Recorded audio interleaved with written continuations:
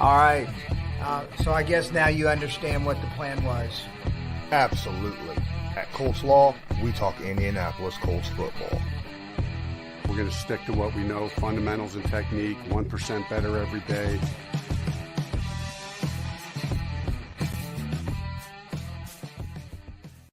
What's going on, Colts Nation? I'm Lawrence Owen. With me, as usual, is my guy, Colts Loyalist.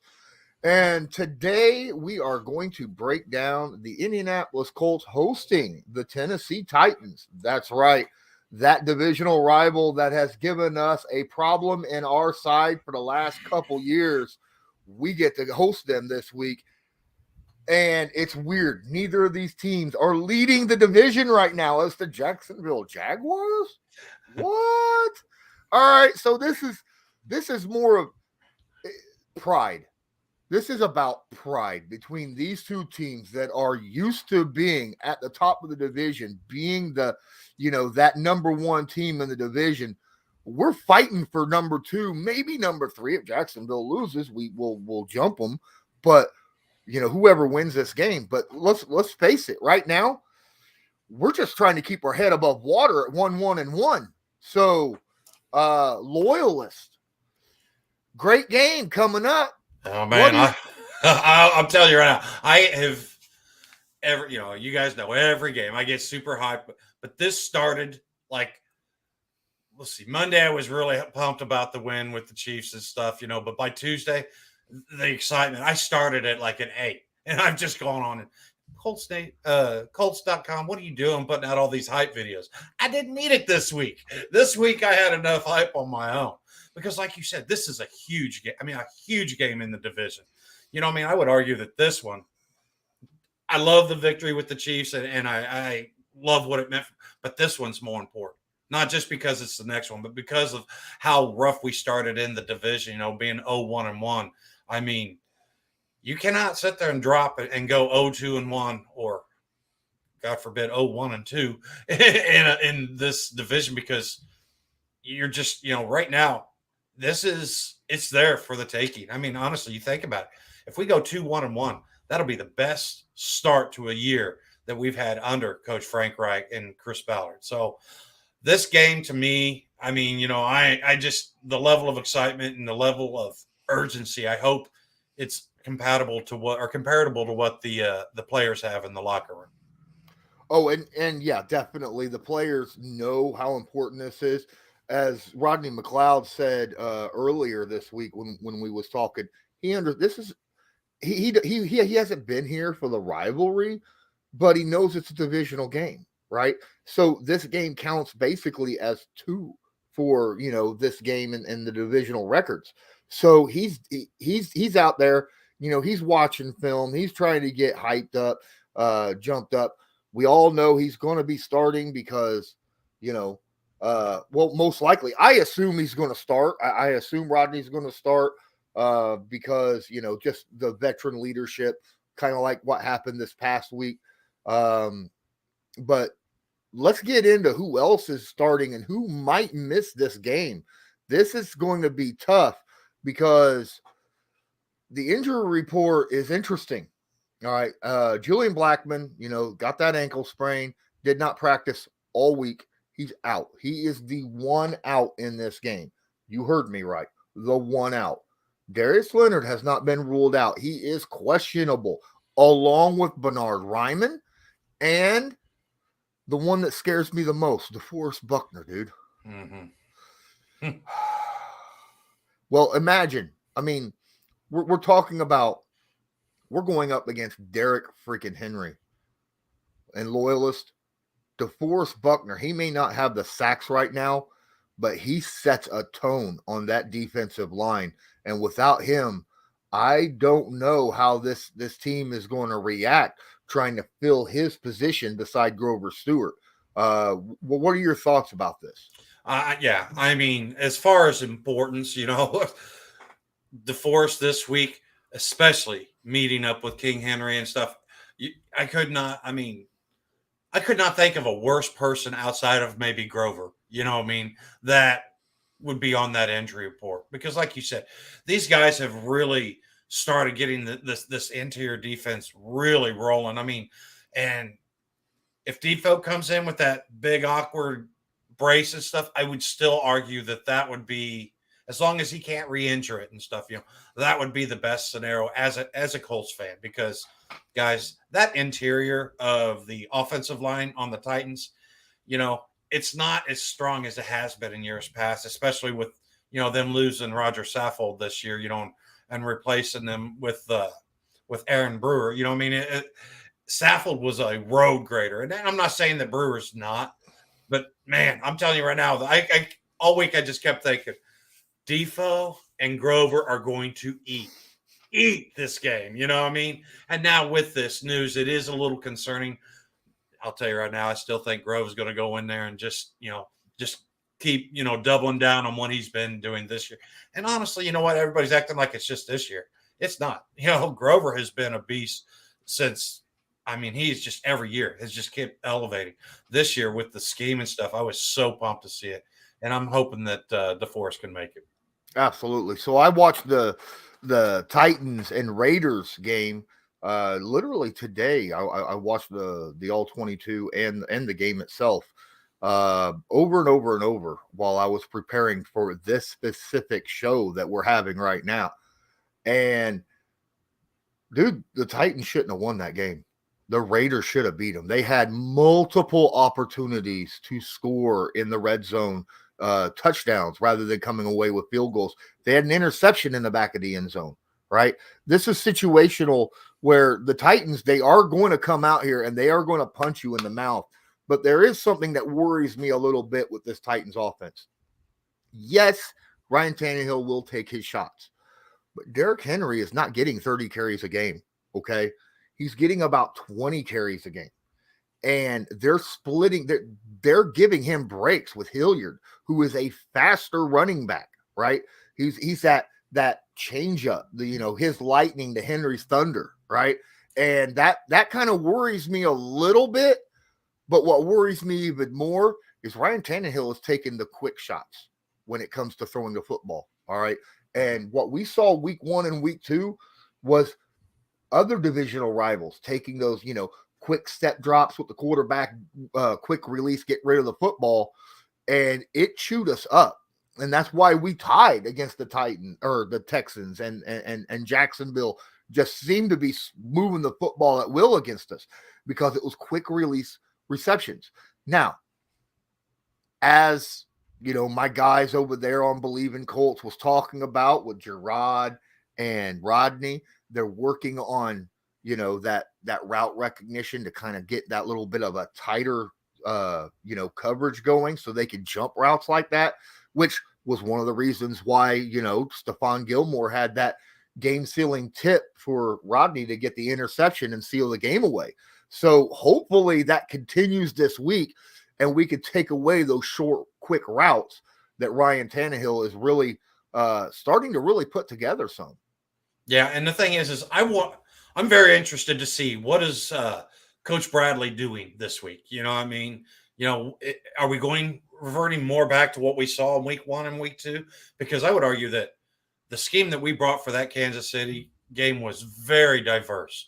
Going back through and studying the film and stuff, and I found it very impressive with the way that defense had given early, resistance on those routes that we've been clamoring for the last, season or so, and the thing is last week with the Chiefs game, I felt like it was so important with this defense to be disciplined in their lanes and stuff and rushing, which this week it's still important. But for me this week, a big thing for the Colts defense is how do they react to the misdirection plays? How do they react to the play action? Because that's another thing that Tennessee just absolutely feasts on. And the thing is last week, what I saw that it really got me excited was we were very disciplined on our edges. Okay.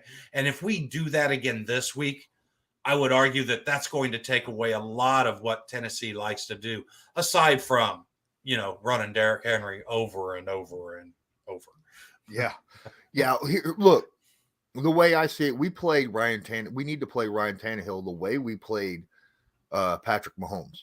I'm not saying they're the same quarterback, Mm-mm. right, by any means, but their play styles are kind of similar. All right. Ryan Tannehill will take off with the football, and he is dangerous on the move. Okay. He's chewed us up multiple times in the past by just taking off and unlike Mahomes, who will occasionally take off and pick up first downs, Ryan will, if he sees open space, he will go. He will go and he won't think twice about it. All right. Another thing that I'm a little kind of concerned about is we have that the only receiver that I'm really worried about is Robert Woods. He's that deep threat that they have, right? Their rookie receiver, I think, in my opinion, I think Gilmore could lock him down no problem. No problem. I don't think Traylon Burks has anything on Gilly. I mean, nothing. But in this case, I would not mind seeing Roger Sr. out there covering Robert Woods. I think that could be an interesting matchup. I get that they love Brandon Facyson, but I think that in this specific case, this is a situation where you should break out your hidden gem back there at cornerback and maybe give him a little help over the top just in case, he gets burnt on a double move or something. But this is a situation where I like that idea. Okay. See, that's interesting because for me, I was more of thinking that I would like to see Facyson because, I mean, the young man is really good at tackling. He's really good at stopping the run. And, and for me, I'm thinking, what's the first thing you want to take away from this Titans team? That's Derrick Henry. Make him one-dimensional. Put a lot of that pressure on Tannehill's shoulders and stuff. Facyon's bigger. Like I said, he's a real sure tackler. But I get what you're saying with Isaiah Rodgers Sr. because, like you said, he's got that makeup speed. So you're thinking that they might shadow just him on Woods the whole day and let the rest of the guys, take their zones or whatever. I think this is a situation where none of the receivers really scare me enough. I think this is a game where Gus Bradley could legitimately play a little bit of man, like a lot of man against this Titans offense. At least when you're coming to covering receivers and stuff, I think we match up. I think we have the personnel to match up perfectly against that. Okay, because that's sort of what we did with the Chiefs. I mean, we started to see a lot more man coverage and stuff. So, okay. Now, what do you think that would do as far as putting more pressure on the run stopping and stuff if we do that? Do you think that would leave us more vulnerable to Derrick Henry going off? No, because I have complete and utter faith in our front seven when it comes to stopping the run. I mean, this defense is so good when it comes to getting penetration behind the line of scrimmage and making a running back change directions as he's getting the ball. And that is number one key in stopping Derrick Henry. Do not allow him to start going downhill. Make him change directions early, right? You hear about it all the time. Don't let him become a freight train and get a running start, okay? And this is what this defense does very, very well. So I think that this is a situation where, man, I got to see DeForest Buckner and in there with Grover Stewart. I love that idea because both these guys can take double teams and like hold their own, right? And even get penetration on run stopping in those situations. I got to see more of that because once Derrick Henry turns left or turns right to avoid somebody in the backfield, then the rest of our defense, especially the front seven, they collapse quick. Oh, yeah. They collapse very quick. Yeah, the more you can get Henry going sideline to sideline, the better off you are, because like you said, that's swarming defense. And if we do get to see Shaq out there, but even if we don't, Zaire has been so strong in his coverage on the run stopping and stuff. Something else I wanted to bring to light, is because everybody's like, oh, Taylor Lewan's gone. Thing is I don't think that's as big of a deal.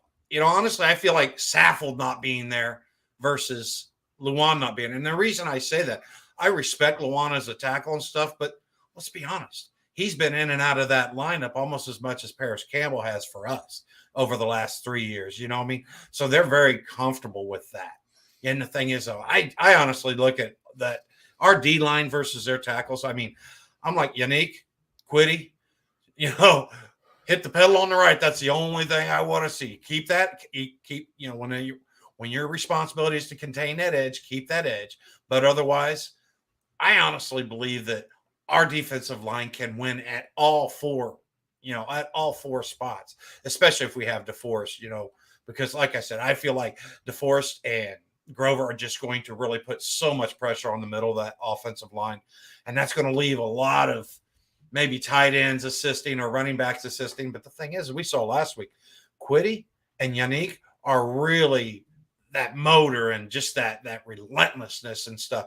These guys bring more of the same with that because, like you said, with Tannehill, if he gets outside of that pocket, he's not I'm strictly going to run it. He can hurt you with his arm as well as with his legs. But you know what? I don't want to act like that this Titans O-line is garbage because that's not what I'm saying. I just really feel like our D-line is really at that level that they're starting to figure it out. And did they figure something out with managing Yannick, and his back problems? Have they found something that, because I would argue that he, from week 2 to week 3, he was my most improved as far as looking at how he played last week. All right. So walking into this, I'm going to tell you up front, Derrick Henry has not been the same Derrick Henry this year, right? I mean, against the Raiders this past week, he had 20 carries for 85 yards. But I will say this, he got a lot more receptions than I've seen in a long – he had 5 catches, and he did a lot with those running back screens that happened. So they might try to use that more against us. But against the Giants, 21 carries, 82 yards. Now, the Colts front 7, way better than the Giants, way better than the Raiders when it comes to run defense. I'm going to look at the Bills, okay? At the Bills game. What did he do against the Bills? 13 carries, 25 yards. It got out of hand against the Titans. The Bills was like, well, you're going to have to start throwing the football now. Yeah, that was the Bills before all the injuries started setting in. Yeah. Yeah, but he only averaged 1.9 yards a carry. So my question to you is, what is Derrick Henry's stats going to be in this game? I felt like last week watching that Raiders film that Derrick Henry was starting to find his stride. He was starting to, and honestly, this offensive line is much different than what they had last year and the last couple years. And I felt like maybe he had to acclimate to that a little bit. I sat there and I think if the Colts can hold him 80, 85 yards for the game, and, if he has to do it in 20 to 25 carries, that's, I'm like, hey, that's a win.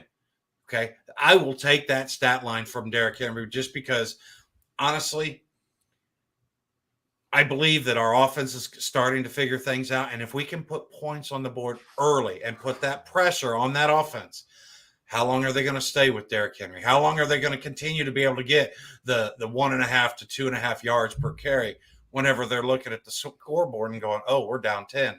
We got to do something here. The way I see it, if this game stays close, within 10 points throughout the entire game, I could see Derrick Henry getting 20 to 30 carries. I still think they're going to utilize Hilliard, like I said, like they've done all year. But I don't see Henry getting a lot of yak. I don't see him getting very far in this game. He may bust one, because of a failed tackle, and then ends up, breaking out and getting, a longer yard, longer than 5. But I could legitimately see this game being yards per carry, something very similar to the Buffalo Bills, if DeForest Buckner plays as well. You could see him at 2 yards a carry in this game. I know that there's going to be a lot of Titans fans just blowing up. Derrick Henry, look what he did to you guys last year. And that is honest truth. But this is not the same defense, and you don't have the same offensive line. Mm-hmm. And Derrick Henry is not the same running back he was before his injury. Let's face it, before his injury, he was still only getting like 3.5 yards a carry. Okay. Yes, he was getting the ball 30, 35, 40 times a game. but you're not doing that this year. So Mike Vrabel's like, no, I learned my lesson. He's not getting the ball 850 times a game. Mhm. All right. So I'm just saying. So let me do the math here real quick. Okay, you're saying 25 to 30 carries, right? So you're telling me you've got Derrick Henry for the game at 50 to 60 yards for the game. Yes. Outstanding. I'm there for it. But you rushing. Yes. No, I understand. Not full. Yeah, not totally. Yeah, because I mean, they like I said, they could start throwing the ball to him like they did last week. Because that worked for them quite a bit. And I don't know, man. You get him out there. That's a scary situation, right? If you're a safety or a corner and Derrick Henry gets the football, turns, and you're like, oh crap, I got him 1-on-1.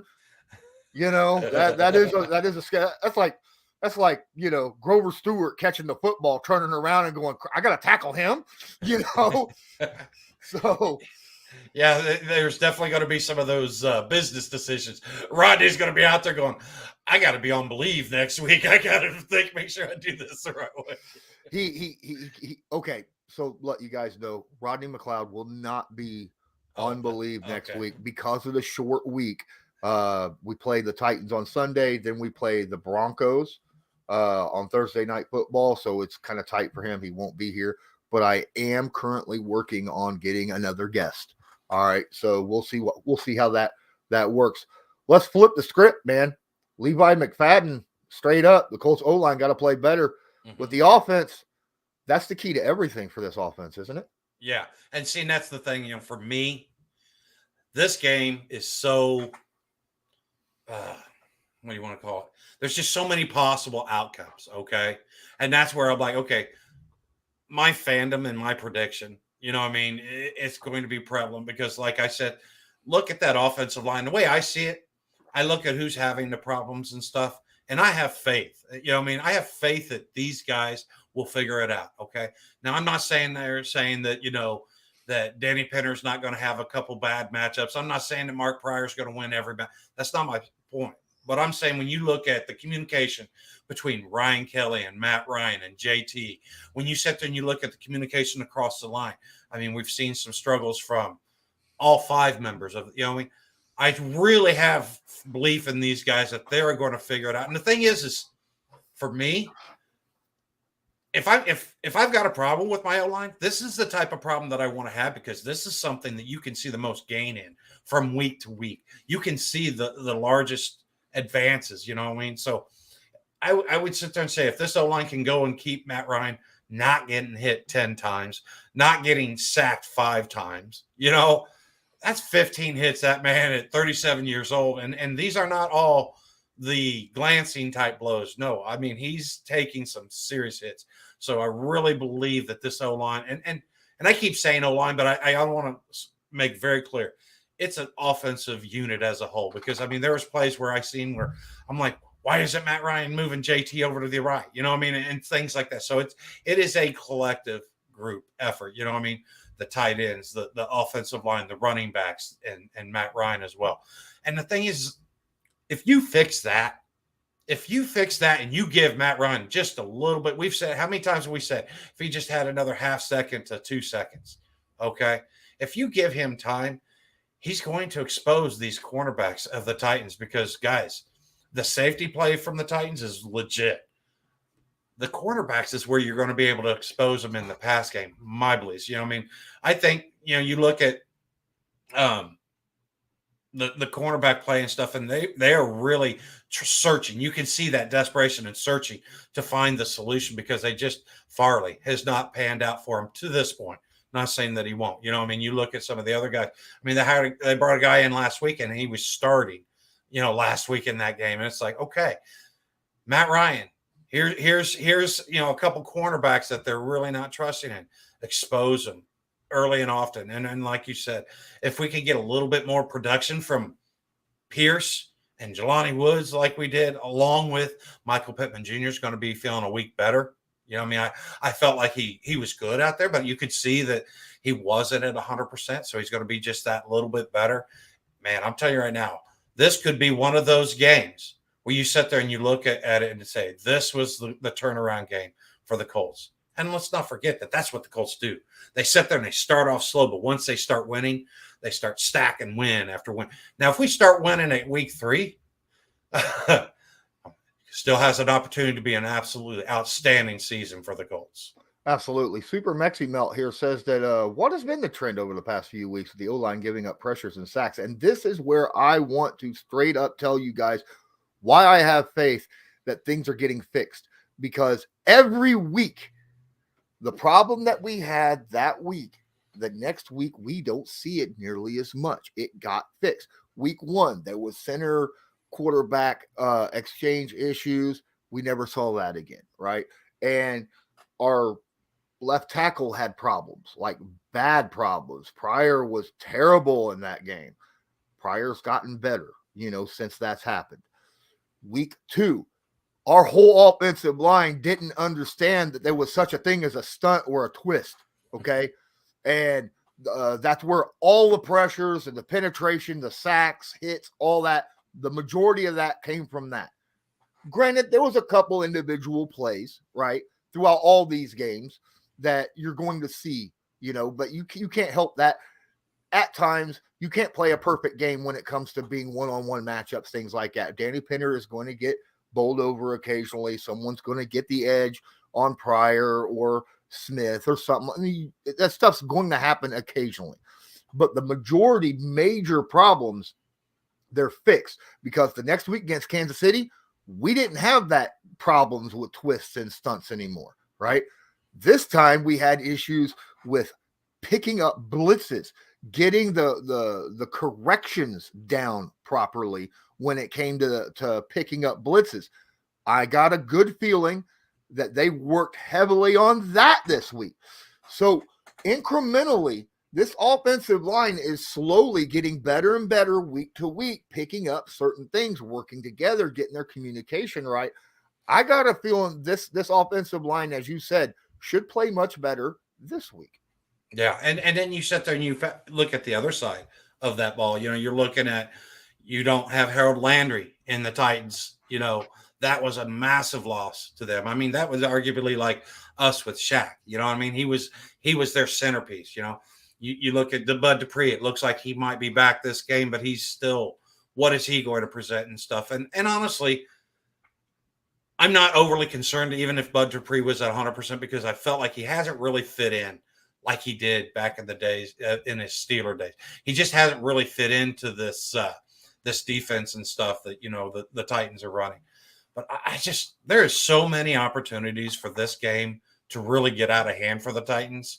And when I look at it the other way around, I don't see that that's the same for the Titans. So for me going into this thing, I'm looking at the Colts and thinking, this is a game that not only is it at home, which shout out to Colts Nation, you guys were awesome last week, and that we need that again. I mean, and you see the importance of. I mean, if you guys are on Twitter, you've seen about every hour or two you get a message from Mr. Irsay saying, "Come on, guys!" I mean, he's hot, and I get it because you know what, this is a team that really feeds off that. I mean, you guys, I'm sure you've seen the Shaq Leonard on the sideline, guys. That old video, like I said.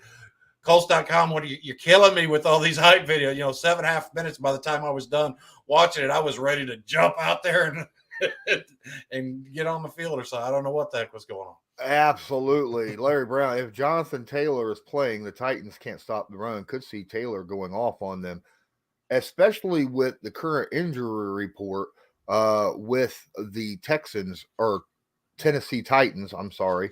Where their inside linebacker, Zach Cunningham, who is a pretty good against the run, did not practice all week and is out. Their safety did not practice all week due to a concussion, and he is out. Armani Hooker, and then they've got a backup outside linebacker, Ola Adeniyi, who, has been dealing with a neck injury. He's questionable to be in this game. So that's a big situation right there where you got some important defensive guys, and you're going to have to find a way of stopping, JT. Now, that's not saying they don't have any guys up there. Okay. Jeff Simmons still a freaking monster, top 3 defensive tackle in the NFL easily, in my opinion. Mm-hmm. Right.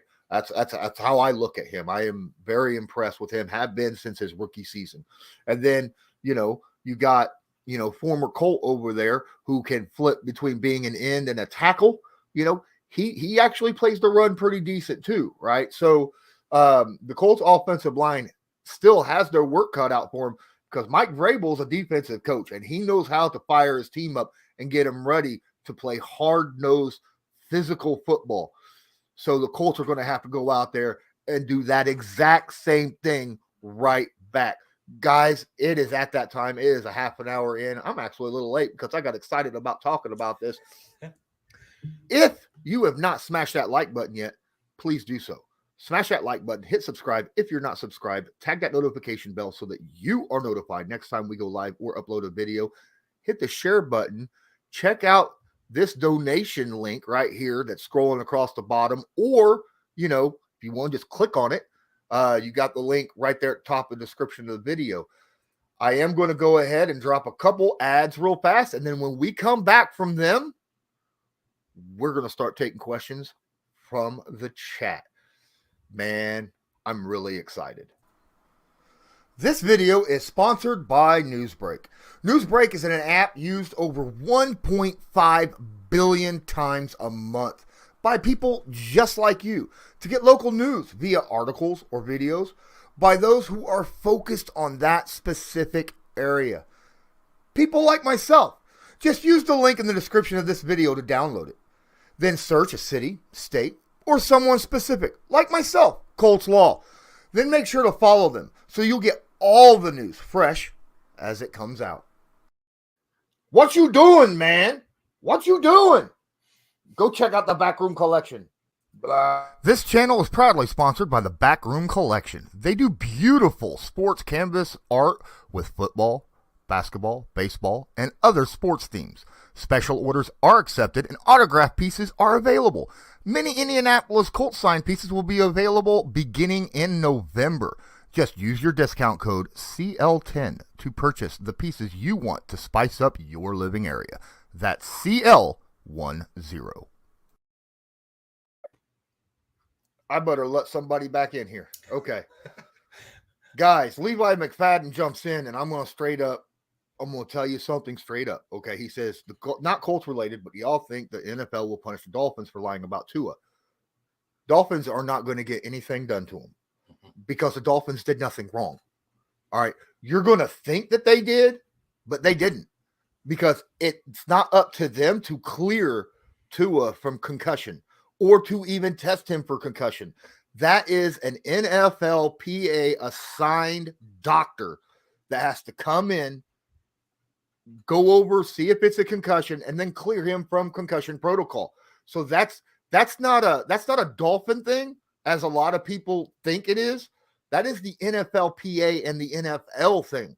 So if anyone is going to get punished for what's happened to Tua, it's going to be the NFLPA and the NFL itself. Okay, so I'm just letting you know up front. It looks bad on the Dolphins, but they're just going by what the NFL and the NFLPA sets for them. Okay. What happened to him this past last night was awful. I watched it live. It was terrible. I couldn't believe, but I can't blame the Dolphins for it. Okay. I blame the NFL for their lack of stepping in and doing better checks and things of that nature, and I mean, it was pretty darn obvious he had something mentally wrong with him from this past Sunday when he got up and stumbling all over the place and shaking his head and stuff like that. You knew, I mean, anytime someone shakes their head, they're trying to clear cobwebs. And if you're clearing cobwebs, you got problems. Okay. Mm-hmm. So that's now could the Dolphins have been like, I don't care what the doctors say, we're just going to hold him out anyhow, as a lot of people want to say? That doesn't happen very often in the NFL. That doesn't happen very often in any sport.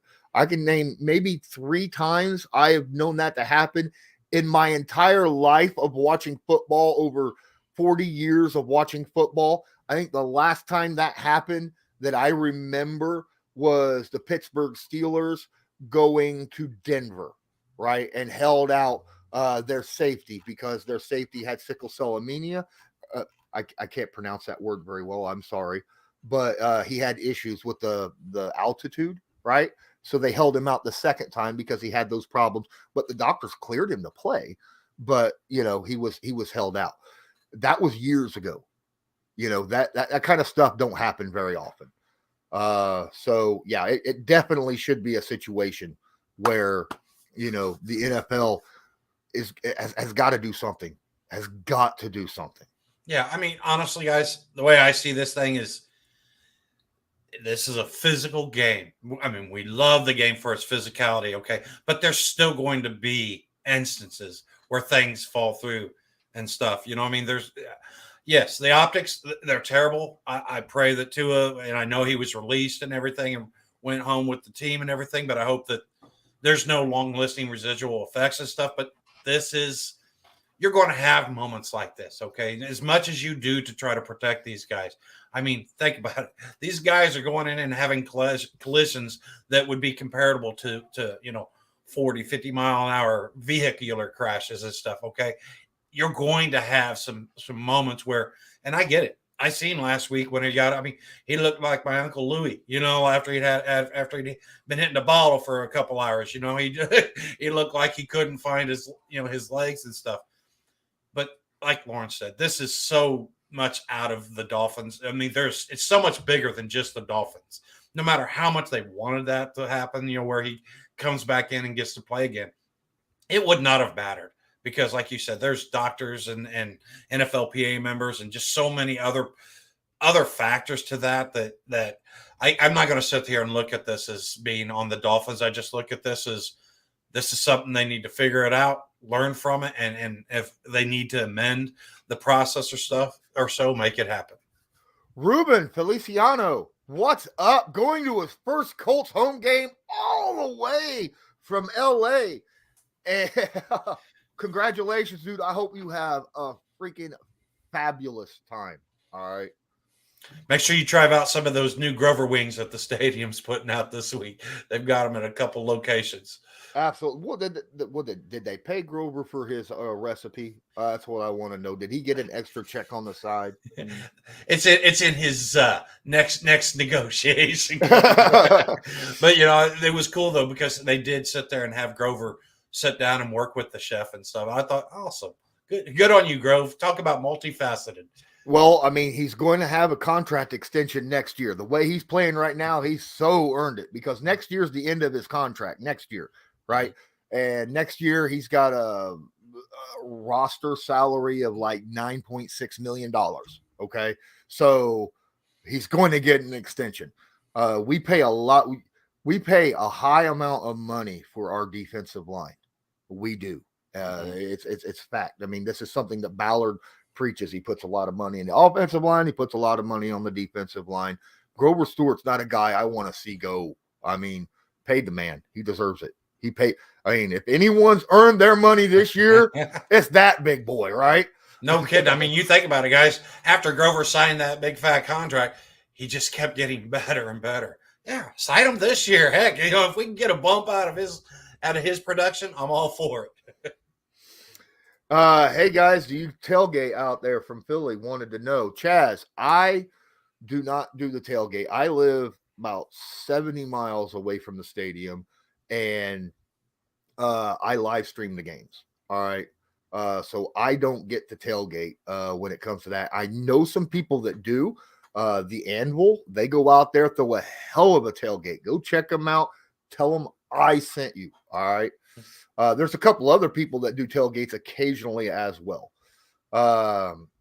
He said, Ruben beat me to it. Yeah. Oh, heck. Yeah. Kitchen sink wings. All right.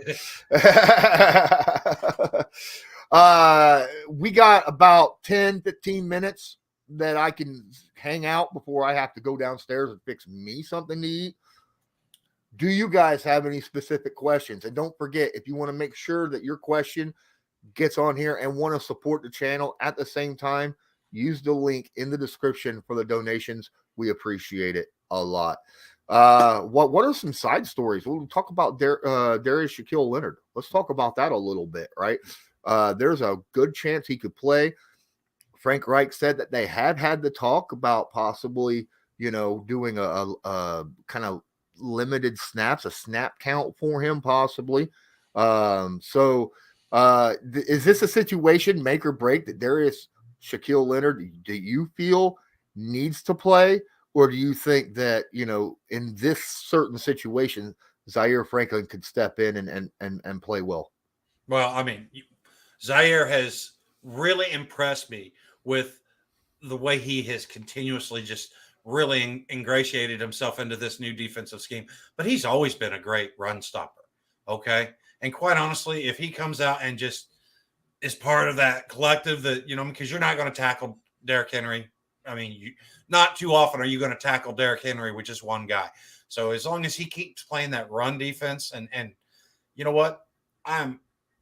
Honestly, I've had the thoughts, and I know this is probably sacrilegious, and I apologize, but I've had the thoughts about, do I even want Shaquille to come out and sit there and be his first game back, banging and going? Because darn good and well, if Shaq's on that field and he finds himself in a mano-a-mano with Derrick Henry, he's not going to shy away from it. You know what I mean? All that crud about Derrick Henry or Shaq Leonard's not, committed to I hated that narrative. I hated it because you know what? There has been nothing that this young man has done in his last 5 years that has given you any inclination of that. Okay, this injury is a little more complicated than what we thought. It's not what we wanted.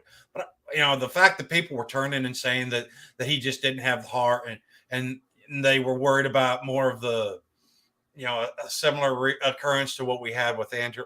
I just was like, goodness gracious, overreacted lately. It's just, I'm happy that he's there. I'm happy that he's, but I honestly, I'm fine if they sit there and say, you know what, we're going to hold off another week.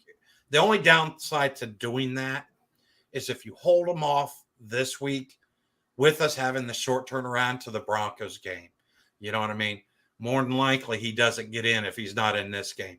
I'm not saying that that's a set in stone, but I'm just saying that's been the path that most NFL teams, especially the Colts, take. So that is that as far as next week's game, I'm more worried about it than I am this week's game.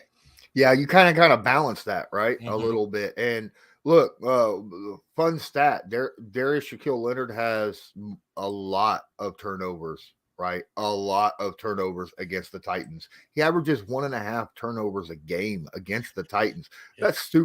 That's stupid. All right. So you kind of got to balance that. How important is that turnover ratio as opposed to him being able to play in Denver, right? That's going to be, that's a tough one. That's a good thing to bring up. Yeah. You've got the Tannehill Woods connection. You have the Tannehill Leonard connection as well. Yeah. Right. Darius gets in his head and gets at least one a game, it seems like. We're going to film study. We are going to put up I know I posted that, but I mean, we'll see. We're going to give our predictions here in about 5 minutes. Levi asks, is this Jags team really good or just a flash in the pan? Look, I've said all off season, this Jaguars team has got a ton of talent on this team. They were just lacking coaching to bring it all together, right? And it looks like Peterson might be that guy because he's doing a much better job there. Now, is it going to continue? Are they going to fall apart? We'll see. All right. But they definitely have the talent to go out there and play with any team. Yeah. I mean, I had the Jags as really competing and possibly overtaking that number 2 spot over the Titans, me personally, before the season started. And the thing is the Jaguars have also found themselves in advantageous situations with injuries and stuff that they've had from their opponents and stuff. So there's been things that has worked into their favor also. So to sit there and think, are they world beaters? No, I'm not there. It's sort of like everything in life. It's not as good as it seems, but it's not as bad as it seems. And I would sit there and say that, yes, the Colts, my thing is this now a 3-team race in the AFC South? And the thing is after we're done putting the whooping on the Titans, hopefully, is this now a 2-team race, but it's a different 2 teams than what we originally thought going into the season. I mean, the first 7 weeks of the year, the Colts get 5 out of their 6 divisional games out of their pocket, and they can go out and just look and have fun, right? I think we're going to be done. Philip Ben says Shaq confirmed he's back, that he is going to play. All right. Here it is. First off, everybody, thank you so much for watching. Make sure, if you haven't already, hit that like button and subscribe. All right. Make sure that all notifications are turned on as well. We are now going to go off on our game predictions, our score predictions for this Sunday. Now, obviously, Loyalist and I will be here. We will be reacting live to the game. So, make sure you join us and make sure you give us that follow and notify, because you're going to want to be here. Shout out to Bring the Juice, who was here earlier. I put it up and I forgot to say hi because, we were in the middle of some discussions, but shout out to them. Appreciate you. Skylar and Kirsten says, crap, I missed it. And then Brandon, sorry, I missed most of the stream. That's okay, guys. You could always just go back and watch it from the beginning, right?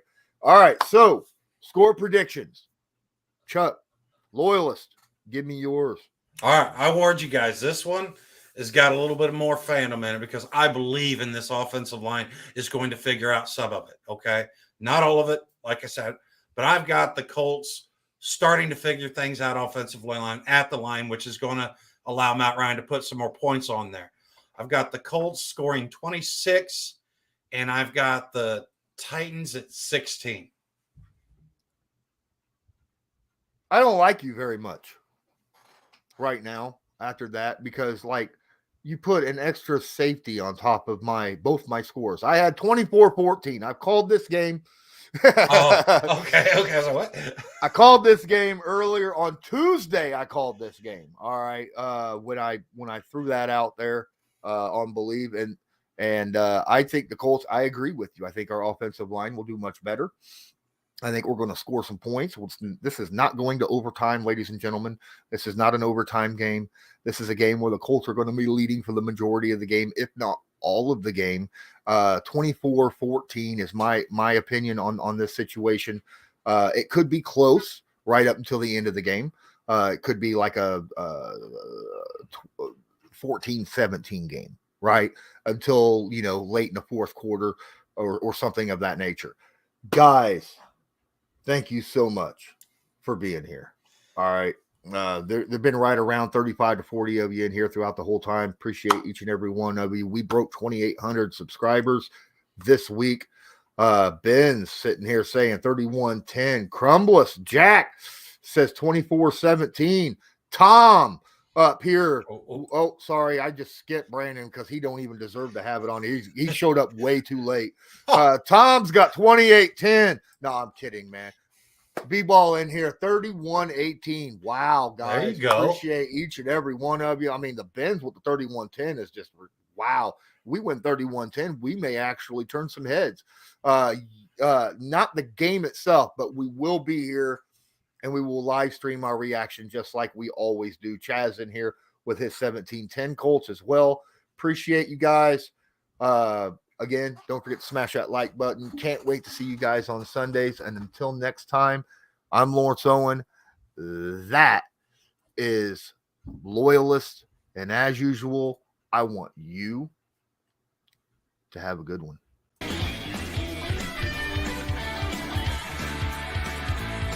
Just because a player's not a household name doesn't mean we can't make him a household name.